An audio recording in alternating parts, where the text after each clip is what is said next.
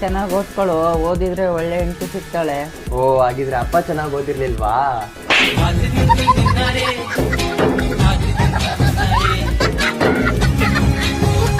ಜೀವನದಲ್ಲಿ ಓದಿ ವಿದ್ಯಾಭ್ಯಾಸ ಮಾಡ್ಕೊಳ್ಳಿ, ಡಿಗ್ರಿ ಮಾಡ್ಕೊಳ್ಳಿ, ಇಂಜಿನಿಯರಿಂಗ್ ಮಾಡ್ಕೊಳ್ಳಿ, ಡಿಪ್ಲೊಮಾ ಮಾಡ್ಕೊಳ್ಳಿ, ಏನಾರು ಒಂದು ಕೋರ್ಸ್ ಇದ್ದರೆ ನಿಮಗೆಲ್ಲ ಗೌರವ ಸಿಗುತ್ತೆ.